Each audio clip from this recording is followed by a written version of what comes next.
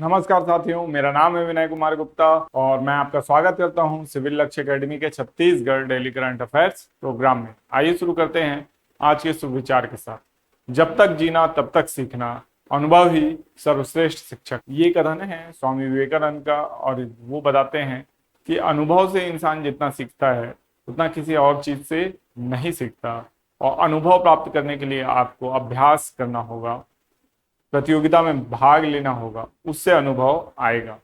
अगर आप किसी खेल में या किसी भी चीज में लेट से शुरू करते हैं तो अनुभव भी आपको लेट से प्राप्त होगा। इसलिए अर्ली मूविंग एडवांटेज हमेशा लेना चाहिए। अगर आप तैयारी में हैं तो जितना जल्दी हो सके एग्जाम दीजिए और एग्जाम देने का अनुभव आपको उससे प्राप्त होगा। चलिए आगे बढ़ते हैं। आगे बढ़ने से पहले मैं आप लोगों को ये बता दूं कि पहले तो प्रचार कर लूं मैं थोड़ा सा। फेसबुक में आप सिविल लक्ष्य एकेडमी को फॉलो कर सकते हैं भाई। टेलीग्राम चैनल में फॉलो करोगे तो वीडियो की पीडीएफ भी मिल जाएगी। ट्विटर में फॉलो करोगे तो कुछ नहीं मिलेगा, लेकिन फॉलो करके रख लेना। और यूट्यूब में तो आप देख ही रहे हो मेरे को, है ना। अब क्वेश्चन को डिस्कस करने से पहले मैं बता दूं, क्वेश्चन बहुत कम आ रहे हैं, है ना। और क्या है ना, भारत पाकिस्तान का वॉर चल रहा है तो उस चक्कर में यहाँ राज्य में कुछ हो ही नहीं रहा है। देश में भी अगर देखा जाए तो चीजें कम हैं अभी। जैसे कि लखनऊ में ब्रह्मोस मिसाइल का एक नई यूनिट शुरू हो रही है। इस तरीके के कुछ क्वेश्चंस हैं, है ना। हालांकि मैंने आज नहीं बनाया है, लेकिन उसको नेक्स्ट क्लास में मैं बनाऊंगा, ठीक है। तो आगे देखते हैं हम लोग पहले क्वेश्चन को। देश के पहले हाइड्रोजन फ्यूल ट्रक को हरी झंडी किसने दिखाई? छत्तीसगढ़ के राज्यपाल, छत्तीसगढ़ के मुख्यमंत्री विष्णुदेव साय, अदानी एंटरप्राइजेस चेयरमैन या CSE BCL के अध्यक्ष? तो इसका सही जवाब आप जानते हैं, छत्तीसगढ़ के मुख्यमंत्री श्री विष्णुदेव साय। तो इनको याद रखना है आपको। विष्णुदेव साय जी ही क्या कर रहे हैं, देश के पहले हाइड्रोजन फ्यूल ट्रक को हरी झंडी दिखा रहे हैं, जो कि कह सकते हैं पर्यावरण संरक्षण के लिए बहुत ही अच्छा काम है, हरित ऊर्जा के लिए बहुत अच्छी चीज है ना। इस तरीके से बहुत सारे क्षेत्रों में इसका योगदान है। आगे हम लोग देखेंगे तो ये आपको समझ में आएगा। हाइड्रोजन फ्यूल ट्रक को हरी झंडी दिखाई है, ऐतिहासिक पहल है। शून्य कार्बन उत्सर्जन होगा, हरित ऊर्जा को बढ़ावा देने की दिशा में एक कदम है। मुख्यमंत्री की उपस्थिति में ये हाइड्रोजन ट्रक को हरी झंडी दिखाई गई है। सहयोग, यह पहल लॉजिस्टिक क्षेत्र में स्वच्छ एवं ग्रीन ट्रांसपोर्ट को बढ़ावा देने के लिए है। हाइड्रोजन तकनीक से चलेगा और क्षमता यहाँ पे 400 किलोमीटर तक लिखा है, लेकिन इसकी मेन जो पीडीएफ है उसमें 200 किलोमीटर तक लिखा है। तो ये 400 की जगह 200 होगा, तो इसको करेक्ट कर लेना है, ठीक है। उत्पादन जो है प्रदेश में हरित हाइड्रोजन का सुरक्षित तरीके से उत्पादन करने के उद्देश्य से JVLWD state power generation company limited और अदानी न्यू सोर्सेज ने एक समझौता ज्ञापन पर हस्ताक्षर भी किया है। पायलट प्रोजेक्ट के तौर पे यहाँ पे गारेपल्मा में चलाया जा रहा है। तो ये बहुत इंपॉर्टेंट है। ये है हरित ट्रक, है ना, और इससे कार्बन उत्सर्जन 0 मात्रा में होगा। तो बहुत अच्छी ये पहल है, ठीक है। आगे चलते हैं। केयर स्टेट रैंकिंग 2025 में छत्तीसगढ़ का स्थान क्या है? 12वां, 13वां, 11वां या 10वां? तो इसका सही जवाब है 11वां स्थान है, इसको याद रखना है। छत्तीसगढ़ की रैंकिंग जो है 11वीं है। सुधार, राज्य ने पिछले वर्ष की रैंकिंग की तुलना में 3 स्थानों का सुधार दर्ज किया है। सुधार के क्षेत्र मुख्य रूप से 3 क्षेत्र में है, शासन, आर्थिक प्रदर्शन और सामाजिक विकास के क्षेत्र में है। तो इसको याद रखना है। ये जो क्वेश्चन है हम लोगों ने ऑलरेडी डिस्कस किया हुआ है। देखिए क्वेश्चन रिपीट होंगे, कारण ये है कि नए क्वेश्चन हमको अभी नहीं मिले हैं, तो पुराने क्वेश्चन कुछ रिपीट होंगे।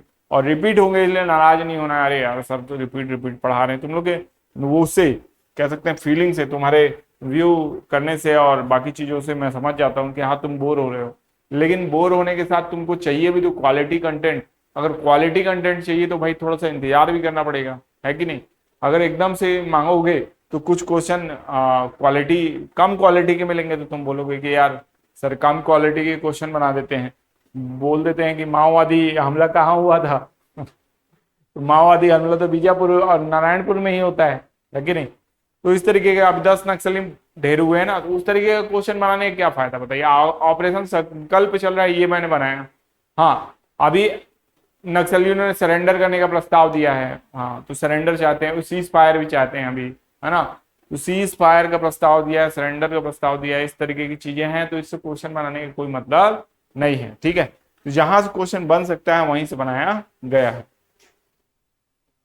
आगे देखते हैं, शहीद वीर नारायण सिंह श्रम अन्न योजना का मुख्य उद्देश्य क्या है? किसानों को वित्तीय सहायता प्रदान करना, शहरी गरीब श्रमिकों को रियायती दरों पर भोजन उपलब्ध कराना। तो यही सही जवाब है ना? वही 5 रुपए 10 रुपए में जो भोजन मिलता है उसी की बात हो रही है यहाँ पर, रियायती दरों पर स्वस्थ और स्वच्छ पौष्टिक भोजन यहाँ पे प्रदान किया जाता है दैनिक जो वेतन भोगी श्रमिक होते हैं उनके लिए, है ना। और इसका नाम क्या, किसके नाम पे रखा गया है? किस शहीद के नाम पे? तो वीर नारायण सिंह के नाम पे रखा गया है। इसको भी याद रख लेना भाई, ठीक है। और ये पहले भी मुख्यमंत्री खाद्यान्न वो दाल चावल केंद्र के रूप में बहुत अलग अलग नामों से इसको जाना जाता है, और अभी वर्तमान में किस नाम से जाना जाता है? शहीद वीर नारायण सिंह के नाम से ये जाना जाता है, ठीक है। तो इसको याद रख लेना। इसके बाद ये मेरा दूसरा चैनल है सीजी करंट अफेयर, जिसमें आप लोग धीरे धीरे करके प्यार बरसा रहे हैं, है ना। वो बारिश की फुहार टाइप की, है ना, थोड़ी थोड़ी ज्यादा बरसा दोगे तो मैं खुश हो जाऊंगा, है ना। अच्छे से भीग लेने दो, थोड़ा थोड़ा फुहार मार रहे हो। दीनदयाल उपाध्याय भूमिहीन कृषि श्रमिक कल्याण योजना के तहत भूमिहीन कृषि श्रमिकों को कितनी आर्थिक सहायता प्रदान की जा रही है? 10,000, 20,000, 15,000 या 25,000? तो इसका सही जवाब है 10,000 रुपए की आर्थिक सहायता प्रदान की जा रही है। तो इसको भी याद रखना है। पात्रता किसको होगी? लाभ इससे केवल उन कृषि श्रमिकों को मिलता है जिनके पास अपनी कृषि भूमि नहीं है और वे कृषि कार्यों पर ही अपनी आजीविका के लिए निर्भर है। इसके अतिरिक्त कुछ अन्य पात्रता मानदंड भी हो सकते हैं जो राज्य सरकार द्वारा निर्धारित किए जाते हैं। आर्थिक सहायता प्रदान की जाती है। इसके साथ क्रियान्वयन छत्तीसगढ़ शासन के कृषि विभाग या संबंधित विभाग के द्वारा किया जाता है। महत्व भूमिहीन कृषि श्रमिकों के लिए एक महत्वपूर्ण कदम है ना। और इसको याद रखना है, बहुत सारी अच्छी जानकारी इसमें आपको प्राप्त हो गई है, ठीक है।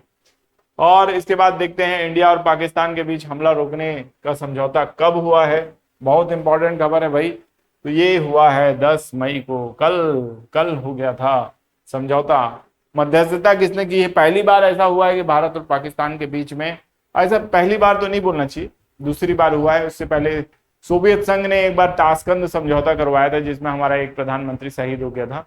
मतलब लाल बहादुर शास्त्री जो है वो बहुत योग्य प्रधानमंत्री थे।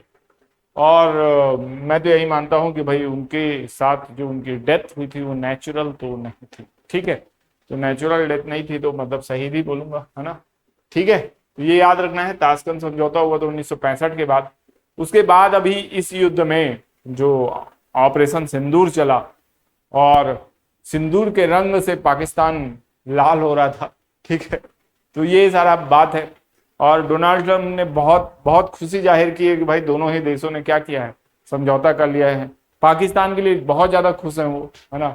बच गया उनका एक पेट बच गया जो भोगते रहेगा बीच बीच में, नहीं तो शहीद होने वाला था, है ना। बहुत सारे बच्चे हो जाते। फिर देख सकते हैं आप 10 मई 2025 को शाम 5 बजे से पूर्ण और तत्काल संघर्ष विराम लागू करने पर सहमति व्यक्त की है। हम लोग काफी नाराज थे सरकार के ऊपर, और होना भी चाहिए हमको नाराज, हमारा काम ही है नाराज होना, लड़ तो सकते नहीं हम लोग बॉर्डर पे जाके, चलो नाराज ही हो ले। तो रियलिटी ये है कि देखो सरकार ने ना ऐसा कोई काम नहीं किया था कि जो वो है आपका इंटरनेशनल बॉर्डर है उसको क्रॉस किया, है ना। हमने इंटरनेशनल बॉर्डर को क्रॉस नहीं किया, हमने केवल यहीं से मिसाइल मारे, है ना, दौड़ा के मारा हालांकि, और इंटरनेशनल बॉर्डर को क्रॉस नहीं किया, ना पाकिस्तान ने भी नहीं किया, है ना। अगर वही कर देता तो फिर तो फुल स्केल वॉर हो जाती, और जब वॉर होती थी फिर भारत ले लेता।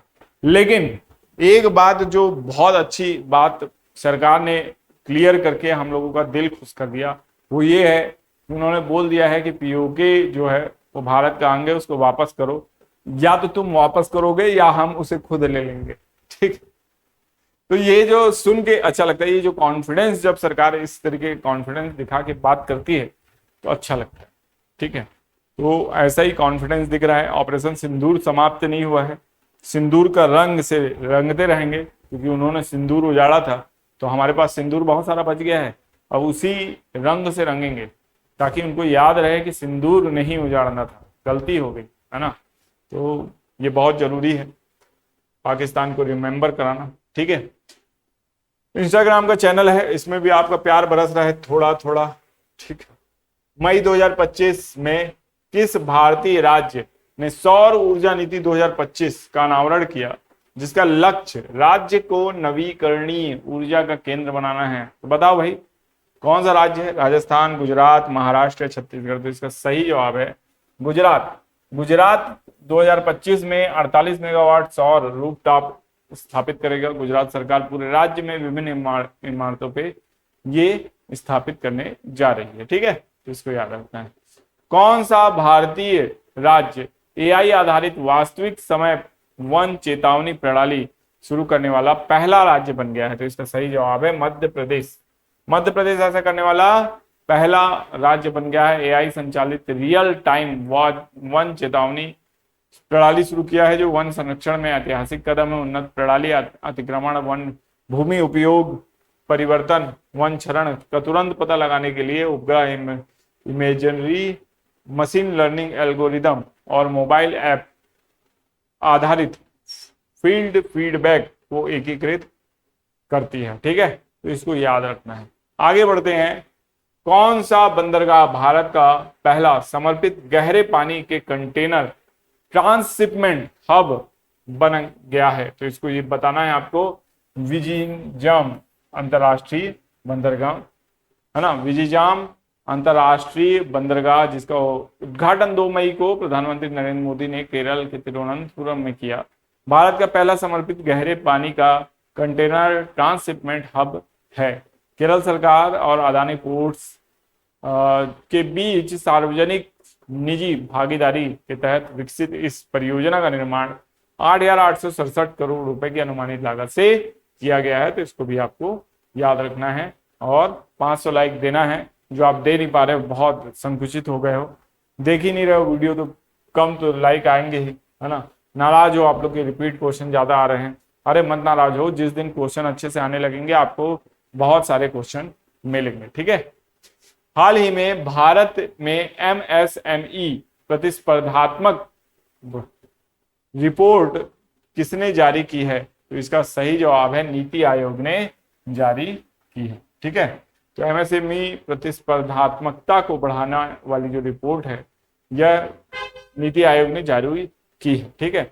और इसके माध्यम से जो प्रतिस्पर्धा है वो बढ़ेगी और इससे क्वालिटी इंप्रूवमेंट भी होता है, ठीक है। तो इसको याद रखना है। आगे बढ़ते हैं। तो ये आपका होमवर्क प्रश्न है, ये भी नया क्वेश्चन है ना, इसको पुराना मत समझना, नया क्वेश्चन है। हाल ही में खबरों में रहा प्रोजेक्ट कुबेर निम्नलिखित में से किससे संबंधित है? भारतीय रेलवे का आधुनिकीकरण, भारतीय रिजर्व बैंक द्वारा डिजिटल मुद्रा, रक्षा अनुसंधान और विकास संगठन द्वारा विकसित एक नई मिसाइल प्रणाली, नीति आयोग की एक नई गरीबी उन्मूलन पहल? तो इसको देख लीजिए और इसका जवाब कमेंट बॉक्स में भरपूर रूप से दीजिए, है ना, उसमें कंजूसी नहीं करना है।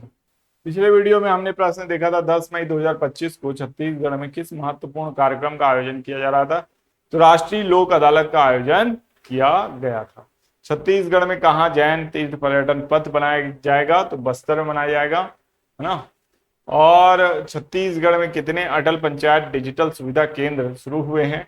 1460 केंद्र शुरू हुए हैं। राष्ट्रीय सुरक्षा सलाहकार बोर्ड का अध्यक्ष किसे नियुक्त किया गया है? आलोक जोशी को नियुक्त किया गया है। भारत पाकिस्तान के बीच तनाव के कारण कौन सा प्रमुख क्रिकेट टूर्नामेंट स्थगित कर दिया गया है?